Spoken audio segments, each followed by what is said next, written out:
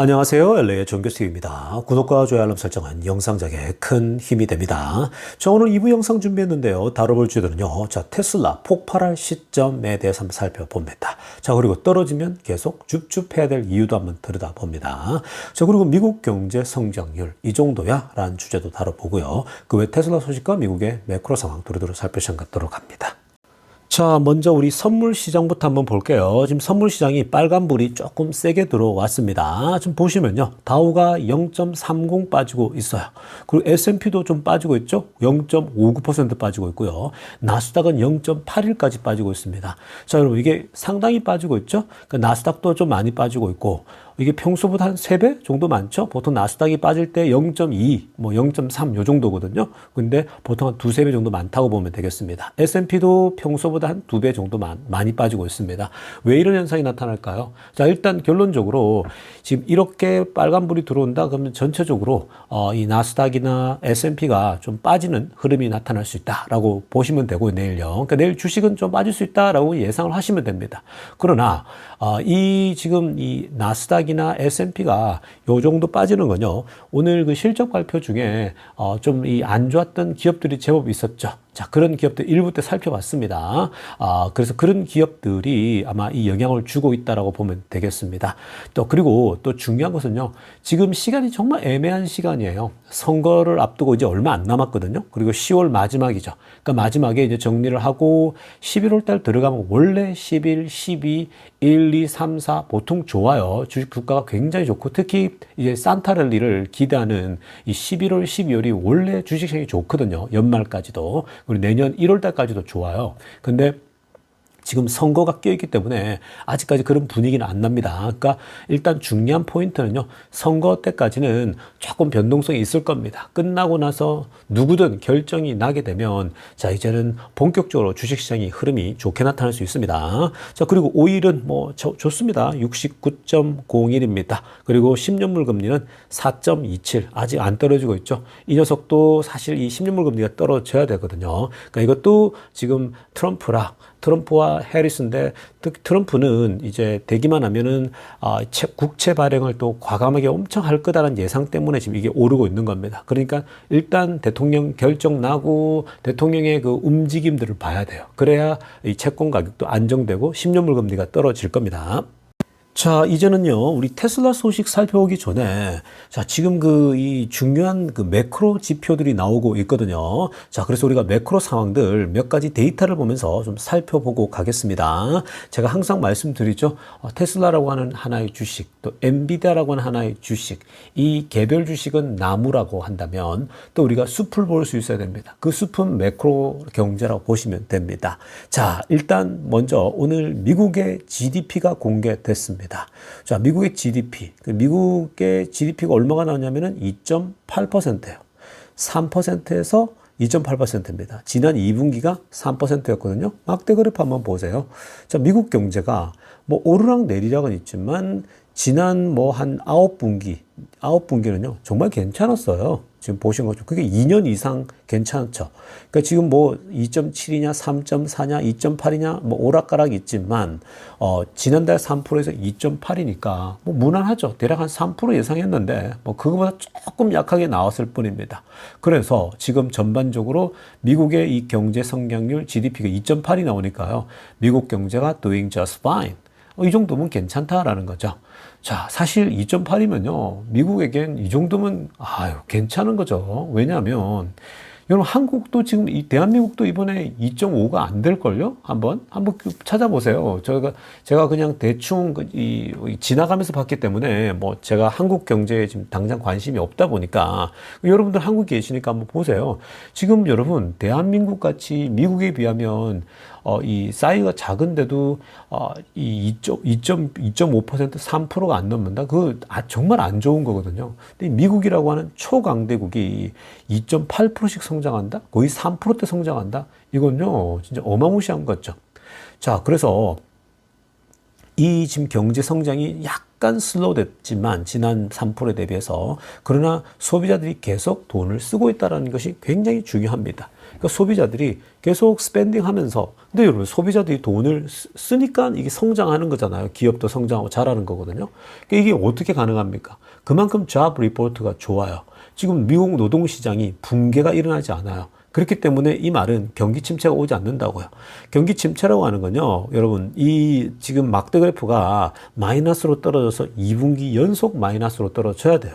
근데 지금 여러분, 마이너스로 떨어진 건 22년도 1분기에 한 번 떨어졌어요. 더 이상 없다고요. 꾸준하게 미국 경제가 지금 움직이고 있다고요. 그래서 지금 경기 침체를 논할 수가 없다라는 겁니다.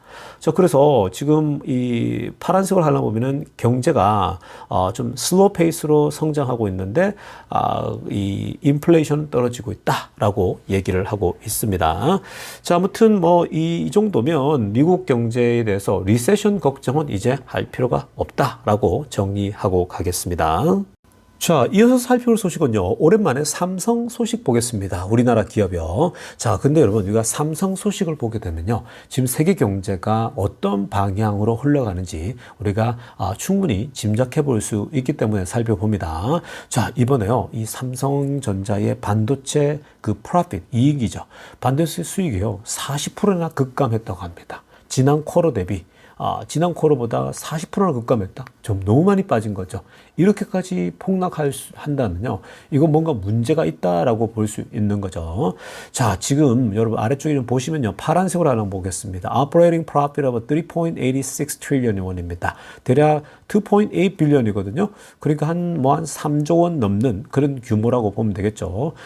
그리고 지금 이게 이전보다 40% 빠졌는데, 지금 많이 빠졌고, 지금 투자자들도 그렇고, 애널리스트들이 많이 우려하고 있습니다. 왜 그러냐면요. 아래쪽에 노란색으로 하려고 보세요. Artificial Intelligence의 수요는요, 지금 되게 좋아요. 그러니까, 인공지능 관련된 그 파운드리 유닛 있죠. 파운드리 쪽에서는 지금 사실 좀 더 이 앞서 있는 반도체 칩이라고 할 수 있는 이 엔비디아의 칩들 있죠. 이런 GPU 같은 칩들이 필요한 거거든요. 그 수요가 지금 어마무시해요. 근데 이에 반해서 보통 이 삼성의 메모리 반도체는 어디에 들어가느냐? 모바일과 PC에 들어가거든요. 그러니까 지금 뭐 핸드폰이랄지 PC인데, 근데 지금 생각을 해보세요, 여러분. 지금 현재 컴퓨터와 모바일 핸드폰은 수요 자체가요, 언더퍼폼 중이에요. 경제가 지금 어찌됐건 어렵잖아요. 사람들이 핸드폰도 2년마다 바꿀 거? 야, 한 번 더 돌려서 4년까지 갖고 갈 수 있잖아. 지금은 가능하면 허리띠 졸라매거든요. 컴퓨터도 마찬가지죠. PC도 웬만하면 그냥 쓸 수 있거든요. 망가지지 않는 이상. 그러니까 사람들이 돈을 안 쓰려고 하죠. 지금 이 PC나 모바일의 수요가 줄고 있다라고 하는 건요, 삼성에게 치명타를 주죠. 그리고 이 말은 결국 무슨 말이냐면요, 세계의 그 어떤 경기 자체가 지금 만만치 않다는 거죠. 그러니까 높은 고금리에 다 어렵거든요. 그러니까 뭐 모바일 할지 핸드폰이 할지 PC에 대한 수요가 많아지면 좋겠는데 이 고금리 상황에 이 수요가 많아질 수 있는 구조가 아니죠. 그러니까 삼성은 결국 이게 당분간 어려워지겠구나라고 짐작할 수가 있는 겁니다. 이에 반해서 이 AI 쪽은요, 지금 무한 지금 팽창 중에 있다 보니까 이 어려운 시기에도 이 인공지능 관련된 쪽은 계속해서 자금이 흘러들어가고 커가고 있는 거죠. 지금 이 경제가 삼성도요, 이 메모리 반도체는 지금 당분간 어려울 수밖에 없어요. 근데 삼성도 이제는 좀 인공지능에 맞춰서 그런 쪽에 방향을 잡아가야 되거든요. 그래서 그 지금 타임을 놓친 거 아닌가 이런 얘기까지 나오고 있는데, 저는 우리나라 이 기업인 삼성이 정말 이 위기를 잘 헤쳐나갈 수 있기를 정말 이 학수고대하고 있는 사람 중에 한 사람입니다. 자, 그리고요, 이 중국 소식도 잠깐만 들여다보고 가겠습니다. 여러분, 중국의 경기가 살아나느냐, 안 나느냐는요, 테슬라 자동차가 판매가 잘 되냐, 안 되냐와도 연관이 되어져 있습니다.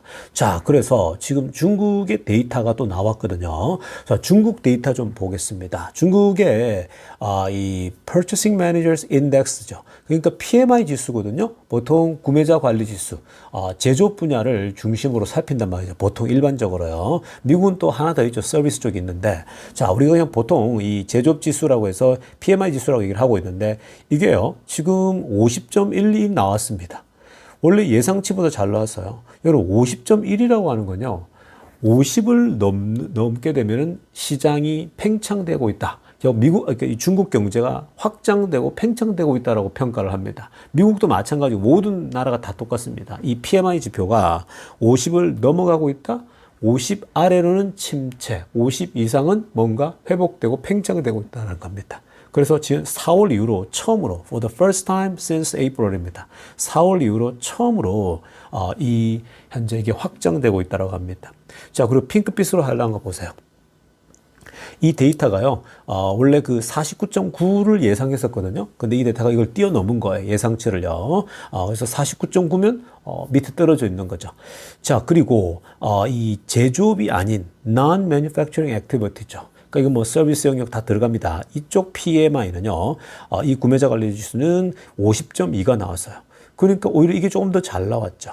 자, 그래서 이것은 지난 9월보다 더 오른 거거든요. 9월에 50이었으니까.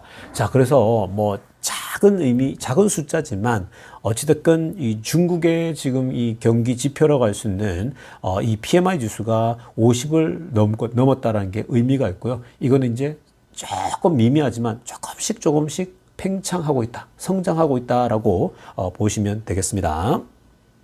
자, 지금부터는요, 테슬라 소식 집중적으로 들여다보겠습니다. 자, 가장 먼저 살펴볼 소식은요, 자, 테슬라 세미트럭 공장을 새로 짓고 있죠? 네바다주에 짓고 있는데, 저 지금 여러분 이 그림 보십시오, 화면에. 자, 이게 바로 이 젠글러라고 하는 분이, 테슬라 이 세미트럭 공장 지역에, 뭐, 네바다 공장 전체를 항상 드론으로 매일매일 촬영해서 올리거든요. 그러니까 지금 뭐, 제가 항상 말씀드리지만, 테슬라 투자가 세상에서 제일 쉬운 투자라고요. 왜 그러냐면요. 모든 공장에 드론 촬영하는 사람들이 다 있어요. 테슬라들이 다 자기가 투자하고 있다 보니까 드론 띄워가지고 오늘은 공장에 무슨 일이 있는지, 뭐 텍사스 공장, 베를린 공장, 또 여기 또 이 메가팩 공장부터 시작해서 모든 공장이 다 있는 거예요. 그러다 보니까 뭐 시시각각으로 이런 정보들이 들어오는 거죠. 여러분들이 어느 기업에 투자해서 이런 정보를 매일매일 받아볼 수 있습니까? 한국에 있는 삼성에 투자한다 하더라도 삼성에 대해서 여러분들이 알 길이 없죠. 매일매일. 뭔가 문제가 있어도 알 수가 없습니다. 테슬라는요, 문제가 있어도 금방 알 수 있고, 문제가 없어도 금방 알 수 있고, 모든 것들을 우리가 소통하면서 알 수 있기 때문에 테슬라 투자가 가장 쉽다라고 말씀드렸습니다. 정말 우리가 좋은 정보들을 항상 이렇게 얻게 되는 거죠. 자, 지금 보십시오, 여러분, 사진에. 이게 바로 세미트럭 공장이 지붕이 벌써 세워지고 있습니다.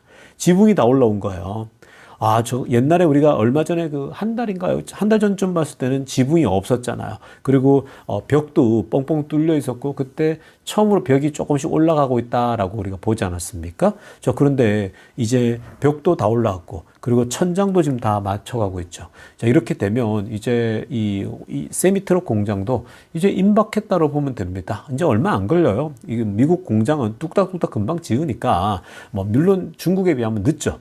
자, 그래서 세미트럭은 또 이 세미트럭만의 독특성이 있다 보니까 이 또 원래 우리가 모델3나 모델 Y나 그때보다 훨씬 더 또 빨리 이 경험도 있다 보니까 더 빨리 지을 수 있다고 합니다. 아마 이제 내년 하반기부터는요. 샘플들 계속 만들어내고 분위기 좋아질 겁니다. 그러면 지금 이번에 사이버 트럭과 똑같은 흐름이 나타나요. 이제 내년부터 사이버 트럭은 대량 생산이잖아요. 근데 이 세미 트럭은요. 지금 내년 하반기에 본격적으로 워밍업 하고 나서 그 다음에 이제 확 좋아집니다. 그 다음에 이제 그 내후년이죠. 26년도에. 그러니까 한번 생각해 보세요, 여러분. 이 공장이 완성되면, 이 세미트럭까지도 26년도부터는 막 찍어내겠죠, 이제. 그 세미트럭은 또 마진율이 되게 좋거든요.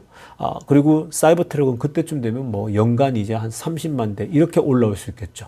그리고 26년도쯤이면 로보택시도 이제 200만 대가 생산이 가능하다 그랬잖아요. 내년부터 텍사스하고 여기 이제 그 캘리포니아를 실행하지만 그게 본격적인 건 결국은 이 26년이 되겠죠. 그래서 여러분 지금 보면요. 거의 2026년도는요. 그 전후가 어마어마한 테슬라 주가 상승이 있을 겁니다. 요즘은요. 근데 이 시기 맞추기 힘들어요. 정말 빨라졌어요. 왜냐하면 너무 많은 사람들이 정보를 가지고 있습니다. 미국만 정보를 가지고 있습니까? 대한민국 사람들 정보 다 갖고 있죠? 또 여러분, 우리 대한민국 사람만 그렇게 알겠습니까? 전 세계 사람들이 다 이렇게 정보를 빠르게 흡수하고 있어요. 그러다 보니까 투자가 훨씬 더 빨라집니다. 사람들이 기본적으로 제가 말하는 바이 앤 홀드 전략으로 지금 조금이라도 더 쌀 때 사자 뭐 이런 식으로 미리 묻어두고 시작하는 거죠. 그러니까 그런 접근들을 하다 보니까 뭐예요? 주가가 더 빨리 올라 버리는 거예요. 우리가 예상한 것보다. 그러니까 자꾸 쓸데없이 타이밍 재려고 하지 마세요. 타이밍 재다 보면요, 다 놓쳐요. 그냥 그래서 좋은 기업이다. 지금 벌써 테슬라 너무 좋은 기업이라는 걸 다 알지 않습니까? 이게 이제 폭발할 시점은요, 결국 2020년도, 26년도 요 전후가 될 거거든요. 근데 이게 6개월 전에 먼저 뛸 수도 있고요. 8개월 전에 먼저 뛸 수도 있습니다. 왜냐? 이런 정보를 다 아는데 그럼 왜 기다리냐라는 거야. 중간에 이제 어떻게 될지 모르니까요. 그래서 지금 메가팩 공장도 이미 올해 거의 마무리되고 내년부터 생산 본격적으로 들어가잖아요. 근데 그것도 완전 대량 생산, 즉 40기가와트 그걸로 가려면요. 우리 프리몬트 공장 옆에 있는 것처럼요. 자, 그게 그 정도 급으로 가려면 2026년도죠. 그러니까 여러분, 거의 제가 볼 때 2026년도 오기 전에 내년 6월부터 내후년 전체가 테슬라에게 정말 중요한 아마 대폭발하는 시점이 올 수 있는 그런 지금 여지가 있습니다. 자, 다음으로 살펴볼 소식은요, 테슬라 자율주행 로보택시의 잠재적 경쟁사라고 얘기하고 있는 이 죽스 컴퍼니의 얘기 좀 들여다보겠습니다. 자, 지금 여러분 위에 빨간색으로 하려면 보세요. 자, 로보택시 컴퍼니 이 죽스거든요. 이건 누가 소유하고 있냐면요, 아마존이 소유하고 있어요. 놀랍죠? 아마존이 이 로보택시 죽스를 소유하고 있는데, 자, 지금 이 죽스가 이 로보택시 비즈니스를요, 드디어 론칭한다고 합니다. 자, 지금 대략 이 10개, 뭐 20개 이렇게 만들어 가지고요, 이 샌프란시스코에서 먼저 작동시킨다고 합니다. 그리고 라스베가스까지요. 그러니까 이제 샌프란시스코를 먼저 하고, 그 다음에 라스베가스에서 몇 주 내로 한다거든요. 사실 라스베가스가 오히려 더 쉬워요. 라스베가스는 도로 환경이 훨씬 더 이게 이제 좋아요. 운전하고 이런 것들이. 오히려 샌프란시스코가 더 복잡하거든요. 근데 어찌됐건 죽스는 샌프란과 라스베가스에서 이제 출시를 하겠다라고 했습니다. 자, 근데 이게요, 여러분 한번 보십시오. 지금 아래쪽에 이게 죽스거든요. 이게 이제 보시면은 위에 달려 있는 거 보세요. 레이더 다 달려 있죠? 레이더와 라이다를 다 단 거예요. 그래서 모양이 그냥 뭐 이렇게 이 사각형으로 돼가 조그만 버스 같이 이렇게 돼 있는데, 뭐 이 대충 보면 이 테슬라의 이번에 로보밴 같이 생겼지 않습니까? 근데 이게 더 귀엽게 생겼죠. 우습게 생겼죠. 좀 테슬라 로보밴에 비해서요. 근데 여러분, 지금 결국은 위에 라이다를 달고 레이더를 달았다. 결국은 뭐예요? 그 나무네 그 밥이다. 결국 죽스의 자율주행 방식은 어느 쪽입니까? 웨이모와 같은 방식이다. 테슬라와 완전 다른 그런 방식이다. 그러니까 이게 지금 어떤 것과 비교할 수 있냐면요, 과거에 똑같이 비교가 될 수 있는 건 아닌데, 애플과 안드로이드라고 보시면 됩니다. 안드로이드는 다 그냥 똑같죠. 안드로이드 폰은요, 뭐 삼성, 화웨이 뭐 이런 그죠 회사들. 근데 테슬라 같은 경우는 애플처럼 뭐 자기만의 독보적인 자율주행 기술을 더 가져가고 있죠. 테슬라 기술이 독보적이에요. 이제 결국 테슬라도 로보택시가 이제 내년부터 나오지 않습니까? 근데 결국 이렇게 나오잖아요. 결국 이들도 왜 이렇게 자율주행을 출시하겠습니까? 레이더를 가지고요. 이게 왜 그러냐면요, 좀 더 늦게 되면 시장을 다 빼앗길 것 같다라는 거예요. 왜냐하면 이미 웨이모는 계속 확장해 가고 있는 상황이고요. 그리고 다른 회사들도 뛰어들려고 하고 있거든요. 근데 죽스가 좀 늦게 들어가게 되면 시장에 늦게 참여자로서 결국 경쟁에 밀릴 수 있다라고 하는 그 불안감이 있는 거죠. 그래서 아마존도 푸시하고 있고요. 아마존도 자금을 투여했지 않습니까? 그래서 죽스가 자율주행으로 로보택시 비즈니스를 빨리 했으면 좋겠다라는 그런 거죠. 자, 그래서 샌프란과 라스베가스를 하게 되면 그 다음에 또 이제 LA로 넘어오게 되고 계속 키워가는 거죠. 자, 그런데 테슬라와 경쟁을 비교한다면요, 그냥 말씀드렸지만 이들의 이 소위 자동차는요, 이 테슬라와 비교할 수가 없다. 테슬라의 자율주행과 웨이모의 그냥 싸움이라고 보시면 됩니다. 웨이모 방식은요, 경쟁력이 약해요. 그건 웨이모 파운더가 얘기했잖아요. 웨이모를 처음 만들었던 이 사람이, 뭘 얘기를 했지 않았습니까? 테슬라가 가장 앞서 있고, 결국은 테슬라가 주도하고 있다.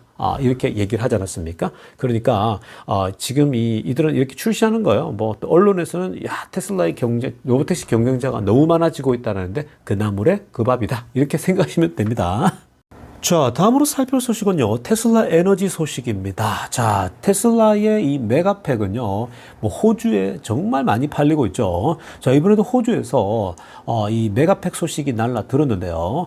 자, 지금 테슬라의 이 메가팩이, 이번에 그 219메가와트 아워짜리, 이제 웨스트 오스트레일리아 호주에서 가장 큰 거라고 합니다. 사이즈가. 자, 그런데요, 가장 큰데 스테이지 1 단계라고 합니다. 지금 뭐 아직 1단계인데 스테이지 2도 있다고 하거든요. 자, 만약에 이제 이 회사가 지금 그 메가팩이 완성이 되잖아요. 그러면 1.1 빌리언 규모라고 합니다. 저 1조가 넘어가죠. 한국 돈으로 거의 1조 5천억이 됩니다. 자, 굉장한 사이즈죠. 그러니까 메가팩 이렇게 뚝딱뚝딱 만들어가지고, 그냥 한 번 이 큰 규모로, 인스톨레이션 한다? 그러면 1.5조가 되는 거예요. 테슬라가 이번에 이 에너지로 마진율이 30% 나왔잖아요. 지금 이 에너지 만드는 것도 그렇고 이 공정 뭐 이런 것들이 계속 가격을 떨어뜨릴 수 있기 때문에 여기 쪽에서 마진율이 계속 더 좋아질 수 있겠죠. 40%도 나중에 가능하다고 얘기까지 나오거든요. 그러니까 아무튼 그건 지켜봐야 되는데, 자, 어찌됐건 이렇게 호주에서 이번에 1.21 빌리언이라고 하는 어마무시한 또 이 메가팩, 이 사이즈가요, 앞으로 이게 2배가 더 될 거라고 보고 있어요. 사이즈 더 커지는 겁니다. 아래쪽에 있는 거 있죠? 지금 이게 원 사이즈인데 이거보다 옆에 있죠? 이게 스테이지 1이에요. 하나 더 생긴다라는 거예요. 그 규모가 어마무시해지는 거죠. 그래서 지금 이 규모가 결국은 앞으로 서부 오스트레일리아의 메인 그리드입니다. 전기 공급에 있어서 앞으로 이제 그 평균 수요의 20% 정도를 감당할 수 있다고 합니다. 좋죠. 대단하지 않습니까? 서부 지역의 20%를 감당한다? 이러니까 지금 전기가 불안하고 뭔가 계속해서 이 전기 쪽에 있어서 안정적인 공급이 필요한 곳에는요, 뭐 이런 게 필수인 거예요. 그러니까 지금 중국에서 만들면요, 중국에도 투입되고 투입될 때가 정말 많죠. 향후 이 에너지 이 메가팩 이 수요 자체는요, 2030년 아마 한 10년, 20년은 계속 지속적으로 팽창할 수밖에 없는 그런 구조로 가고 있다고 보면 됩니다. 그러니까 지금 테슬라가요, 에너지를 가지고 계속 돈 벌 수 있는 마진율 30%로. 그러니까 이건 그냥 계속 이런 프로젝트를요, 계속 따내기만 하면 테슬라는 정말 이 돈 벌어들이는 게요, 굉장히 빠른 속도로 돈이 벌려지는 겁니다. 왜냐면 마진율이 30%니까요. 마진율은 앞으로 더 올라갈 거 아니에요. 지금 테슬라가 리튬 공장을 만들잖아요. 리튬 정제소요. 리튬 정제소가 이제 만들어지게 되면 이 지금 수익률이 더 좋아질 거예요. 마진율이 더 올라가게 되면. 그러니까 그런 걸 생각해 보면 여러분, 지금 올해 말 지나고 내년쯤에 완공이 되잖아요. 리튬 정제 공장도. 그러니까 여러분, 테슬라가 이런 배터리 리튬 정제 공장까지 갖고 있다라는 는 것은 비용 절감의 절대적 위치에, 정말 유리한 위치에 놓여져 있는 겁니다. 그래서 여러분, 지금 테슬라는 그냥 계속 돈 생기면 사야 되는 주식이 테슬라예요. 자, 다음으로 살펴볼 소식은요, 폭스바겐 소식입니다. 여러분, 폭스바겐이 정말 안 좋다란 소식은 많이 제가 설명해 드리지 않았습니까? 근데요, 지금 나오고 있는 이 소식들을 보면요, 더 지금 현재 안 좋은 것 같아요. 우리가 예상하는 것보다 더 안 좋거든요. 여러분, 기억납니까? 지난번에 공장 문 닫는 거 한 2개 닫을 거라 그랬는데, 지금은요, 이 독일 안에 3개의 공장을 문을 닫을지 모른다라고까지 얘기 나오고 있는 중입니다. 자, 일단 위에 노란색으로 하이라이트한 거 보시기 바랍니다. 자, 폭스바겐이 오늘 직원들에게요, 10% 연봉을 삭감하겠다라고 발표를 한 겁니다. 와, 이거는 여러분 너무 충격적이지 않습니까? 여러분, 폭스바겐이 독일에서 가장 큰 자동차 회사예요. 일본으로 따지면 도요타거든요. 그 도요타 같은 회사가 일본에 어마어마한 직원들을 고용하고 있는데, 야, 우리 이제 니네들 연봉 10% 삭감해야 될 것 같아 라고 한다면 어떤 느낌일까요? 일본 사람들에게 있어서. 근데 이 폭스바겐이 이 직원들에게 이미 이렇게 다 요청했거든요. 너희들 그 10% 임금을 삭감해야 된다라고 했습니다. 직원들이 어떻겠습니까? 직원도 굉장히 이 당황스럽겠죠. 아니, 월급을 올려줘도 시원찮을 판에 월급을 깎는다라는 게 이게 말이 되냐고요. 자, 그런데 아래쪽 내용 보면요. 파란색으로 하려다가 보면 회사가 뭐라고 하면서 10% 삭감한다고 얘기했냐면요. It is the only way. 이게 유일한 방법이라는 거예요. 유럽의 최고 큰 자동차 회사가 잡을 세이브하고 지킨다는 거죠. 그러니까 당신네들 일자리 더 지켜주려면 우리가 깎아야 된다는 유일한 방법이라는 거예요. 그리고 remain competitive. 이 회사가 여러분들의 직업을 지켜주고 그리고 경쟁력을 계속 유지하기 위해서는 이제는 이 연봉 삭감밖에 없다라고 합니다. 그러니까 회사 측은 뭐예요? 직원들을 달래면서 만약에 10% 임금 깎는 걸 니네들이 동의 안 해주면 너네 중에 또 상당수는 해고를 해야 된다. 이 얘기를 이제 할 수밖에 없는 거잖아요. 그러니까 이렇게 되면 생각해 보세요. 경쟁력도 유지해야 되고 해야 되려면 결국은 이 지금 이 직원들이요 깎아줘야 되는 거예요. 아니면은 회사를 줄여야 되는 거거든요. 그래서 지금 이 폭스바겐이 이런 것만 보더라도 정말 힘들구나. 특히 이번에 초록색으로 하이라이트 보세요. Profits plunge to the 3-year low라고 합니다. 이 이익이요 이번에 그 순이익이 3년 만에 가장 낮은 수치로 떨어져 버렸어요. 심각하죠. 그리고 유니언 버스 스트라이크스라고 합니다. 그리고 지금 노동조합은요 계속 파업하겠다라고 협박하고 야 너네 그럼 우리 파업한다 그래요. 이렇게 되면요 기업은 경영진은 또 어떻게 움직이겠습니까? 야 파업? 그럼 할 테면 해라고. 그럼 이번에 20%를 깎든지 하겠다 이렇게 갈 수도 있는 거고 또 지금 아니면은요 이거 안 깎겠다 그러면 해고를 할 수밖에 없는 거예요. 아니면 공장을 문 닫든지요.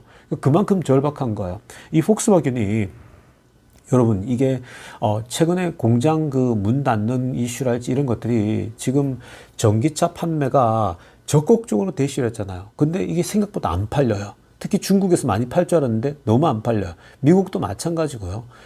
사실 테슬라를 사지 뭐하러 그 폭스바겐을 사겠습니까? ID4나 이런 거 보면요. 이 형편이 없어요. 자동차가 연결되어 있는 소프트웨어를 보면요. 그러니까 테슬라는 그냥 넘사벽이죠. 말 그대로 네 발 달린 바퀴 위에 컴퓨터거든요. 정말 굉장히 이제 잘 만들어졌다는 걸 느끼게 되는데, 근데 지금 전기차 만들어서 안 돼요. 그렇다고 해서 내연기관차는 잘 되냐? 내연차를 만드는데도 이제는 중국에서 덜 팔려요. 왜 그래요? 중국이 지금 전기차 침투율이 30%예요. 그 사람들이 10대 중에 3대는 전기차를 사요. 그럼 전기차를 사면 테슬라를 사지 뭐하러 저걸 사겠습니까? 가격이 싼 맛에 사는 거죠. 그래서 지금 여러분 굉장히 이 폭스바겐은 내연차도 중국에서 안 팔리고 있는 그런 상황, 참 어려운 상황입니다. 그러니까 진퇴양난이에요. 전기차에다가 돈을 들이고 해서 만들었는데 이게 수요가 안 나오니까 결국 문을 닫을 수는 없는데 이걸 계속 구역구역 끌고 가려고 하니까 적자만 나요. 그래서 지금 3년 만에 가장 수익률이 떨어지는 거예요. 자금 투입을 엄청 했거든요. 근데 안 팔려요. 이게 위기인 거죠. 이건 여러분 지금 옛날에 노키아나 이런 이 피처폰이 스마트폰 나오자 망했던 것처럼요. 지금 폭스바겐이 이렇게 서서히 죽어가고 있다. 이게 토요타가 지금은 막 그러지만요. 결국 토요타도 답이 없어요. 전기차를 만들지 않으면요. 그러니까 이런 지금 내연기관차들이 폭스바겐이 서서히 이렇게 힘을 잃고 있다. 이게 미래의 내연기관차의 모습이고 그 반대는 테슬라의 모습인 거죠. 그러니까 테슬라가 이 세상을 주도하고 있습니다. 여기에 자율주행까지 나오게 되면 게임이 오버가 되는 겁니다.